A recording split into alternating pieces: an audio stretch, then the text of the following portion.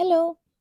ଆଜି ସକାଳୁ ଉଠିକି ଚା ପିଇଲା ବେଳକୁ ମୋ ସବୁତକ ପାର୍ସଲ ଆସିକି ପହଞ୍ଚି ଯାଇଥିଲା, ଯାହାକୁ ଦେଖିକି ମୁଁ ବହୁତ ଖୁସି ହେଲି। କାହିଁକିନା ଏ ଭିତରେ ମୋ ପ୍ରଥମାଷ୍ଟମୀ ଡ୍ରେସ୍ଟେ ବି ଥିଲା। ଆଉ ଆଜି ଥିଲା ପ୍ରଥମାଷ୍ଟମୀ, ବି କରିନଥିଲି ଏତେ ଜଲ୍ଦି ମୋ ଡ୍ରେସ୍ ଆସିଯିବ ବୋଲି। ତ ତାକୁ ରଖାରଖି କରିଦେଇକି ମୁଁ ଚାଲିଲି ପିଠା ବନେଇବା ପାଇଁ। ଆଜି ମୁଁ ଦୁଇ ଟାଇପ୍ର ପିଠା ବନେଇଥିଲି। ଗୋଟେ ହେଉଛି ଏଣ୍ଡୁରି ପିଠା, ଗୋଟେ ହେଉଛି ଚକା ପିଠା। ଯେଉଁଟା ହଳଦୀ ପତ୍ର ପିଠା, ଆଉ ଗୋଟେ ଚକା ପିଠାକୁ କଡ଼େଇରେ ଯେଉଁ ବନାଯାଏ ହଳଦୀ ପତ୍ର ଦେଇକି, ତାକୁ ଚକା ପିଠା ବି କୁହନ୍ତି।